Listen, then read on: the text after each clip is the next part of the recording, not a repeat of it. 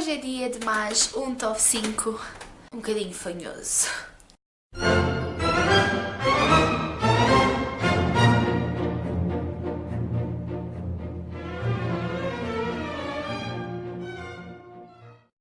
Sandra de Mil Estrelas no Colo está a fazer um projeto que se chama Outubro de Época e que vai decorrer durante o mês de outubro e que consiste basicamente em ler romances de época. Não confundir com romances históricos. Romances de época são aqueles romances fofinhos em que o foco da ação é o casal. E normalmente, aliás, quase todos acabam de maneira feliz. Eu ainda não li um único que acabasse mal. E são esse o objetivo dos livros. Ler para aquecer o coração e ficar feliz.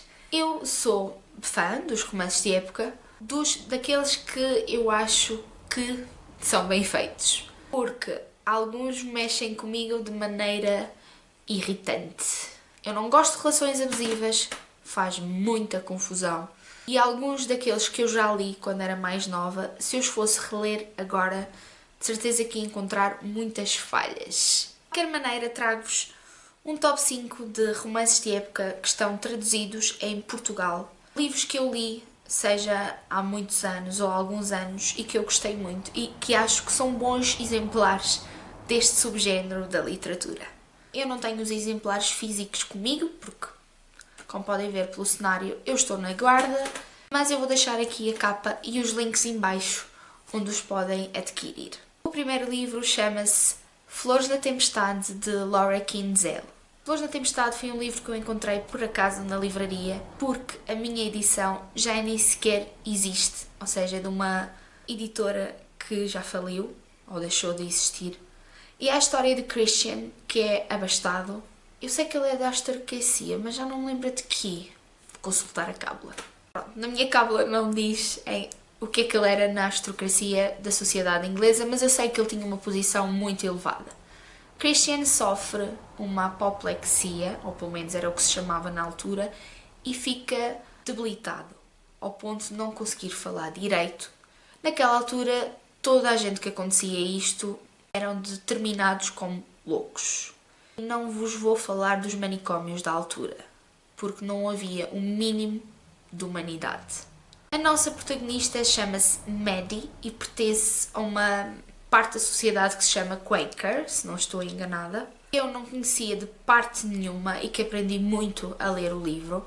Maddie é filha do melhor amigo ou do companheiro de invenções do Christian e fica presa a este homem que tem algumas debilidades e a amizade transforma-se em algo mais e etc, etc, uíscas chaquetas.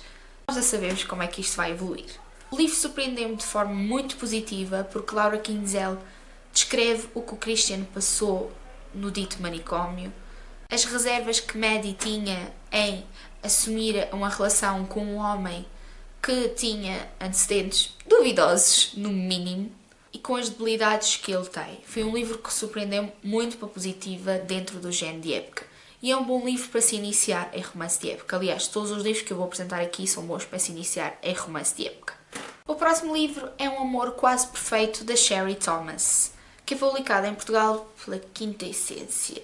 A Sherry Thomas é das minhas escritoras favoritas de romance de época. Ela tem uma escrita fantabulástica, com descrições que nos levam a estar lá, ricas, opulentas. Aliás, ela também tem um livro que se chama O Fruto Proibido, que também é um romance de época e que mete comida pelo meio. E eu ficava com fome quando eu lia aquele livro. Enfim, no Amor Quase Perfeito, temos a história de Lady e Lord Tremaine, que vivem um casamento de aparências. Um mal-entendido, depois do casamento, levou a que eles se separassem e entrassem naquela sequência do odeio-te, mas amo-te. Ou mais odeio-te, odeio-te, odeio-te, até a Lady Tremaine resolver pedir o divórcio porque existe um outro Lord que está interessado nela.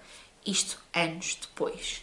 Ao que Lord Tremaine responde, pois muito bem, mas eu não quero voltar a casar outra vez porque não quero sofrer outra vez, então nós vamos fazer um pacto.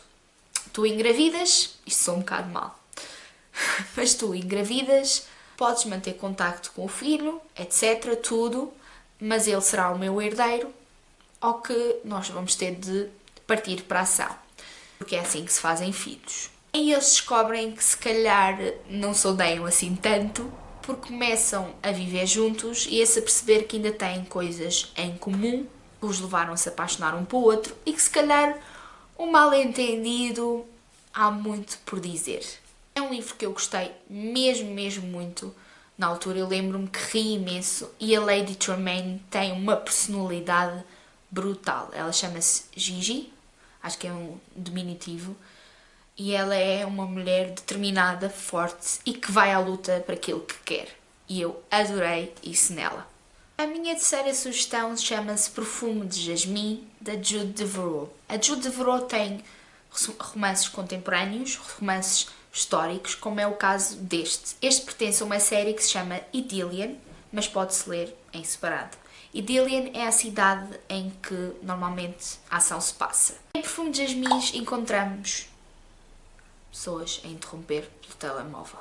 Em Perfume de Jasmins encontramos Catherine, que tem um padrinho que a adora e que ela o adora, que lhe pede o impossível. Que lhe pede para levar um cavalo a um filho de um melhor amigo dele, que por sinal é fugitivo e é acusado de assassinar a própria mulher. Como o padrinho está acamado e com uma perna partida, não consegue pedir a mais ninguém do que a Catherine. Catherine é conhecida pelos seus irmãos como Kay, e ela tem vários irmãos. E eu espero que publiquem os livros dos irmãos dela, porque eu fiquei muito curiosa. Kay é uma mulher muito desenrascada, porque ela viveu com quatro irmãos. Não há nada que Kay não faça, literalmente. Dado o pedido desesperado do padrinho, Kay encontra-se com Alexander McGonagall, acho eu, qualquer coisa, que foi acusado, supostamente, de assassinar a mulher, mas ele não se lembra de nada.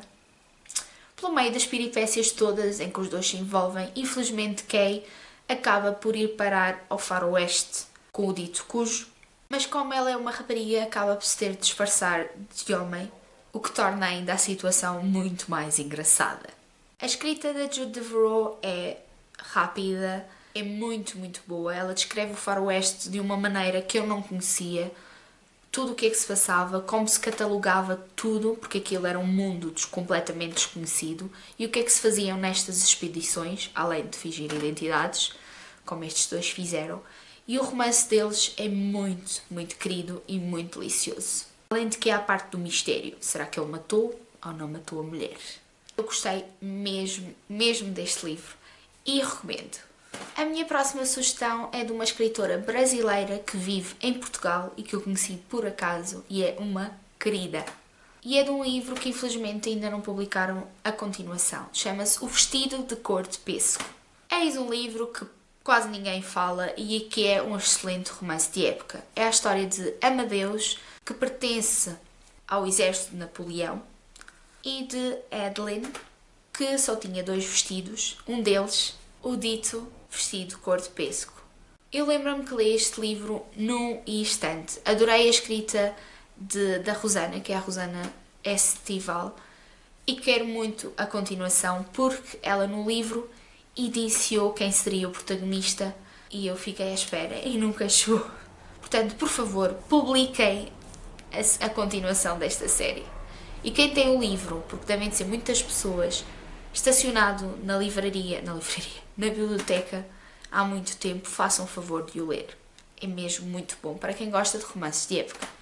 E o último livro é dos livros maiores que existe de romance de época. Apesar de ter componentes históricos muito fortes, eu continuo a achar que este é um livro de romance de época porque o foco é o casal. Chama-se O Quarto Arcano, O Anjo Negro, porque também existe a continuação que se chama O Porto das Tormentas, de Florentia Bonelli. Agora, olhando para trás, acho que seria um livro que, se eu lesse agora, acharia algumas partes um bocadinho estranhas. No entanto, não deixa de ser um livro muito bom pelo contexto histórico, pelo ambiente da Argentina, da parte da escravatura. É muito bom e a escrita dela é muito boa. A relação entre a Melody, que é a nossa protagonista, e o Roger pode ter alguns componentes um bocadinho obsessivos, que na altura eu não me apercebi, mas não deixa de ser uma história que compele a ler. Eu acho que se eu lesse agora, é isso que eu estou a dizer, iria achar algumas partes um bocadinho obsessivas. No entanto, não deixa de ser uma história dramática, tem episódios dramáticos que normalmente não se encontram num romance de época, que nos levam a pensar. Melody é uma descendente de irlandeses que luta contra a escravatura e luta com vontade e muito vocalmente. E Roger Blackraven é um homem misterioso cujo passado não se sabe muito bem, começa-se a descobrir ao longo do livro, se apaixona por esta mulher. O pormenor é que ele já teve barcos negreiros, ou pelo menos já trabalhou em barcos negreiros, ou seja, que transportavam escravos da África para a América do Sul, onde a maior parte da história se passa. A relação deles é conflituosa, mas também tem episódios de fugacidade dramáticos, muito dramáticos. Nunca irei me esquecer o final do primeiro livro, até porque na altura uma grande amiga minha também estava a ler, depois eu emprestei o livro e ela adora romances de época, e revi através dela essas imagens. Como vos digo, é um livro que se eu lesse agora provavelmente encontraria algumas falhas a nível do relacionamento, mas vale muito pela parte histórica. Apesar de eu achar, isto parece um paradoxo, apesar de eu achar que é um livro de romance de época, porque o foco é mesmo o casal, mas tem contornos um bocadinho históricos. Além disso, aparece uma personagem que se chama Távora.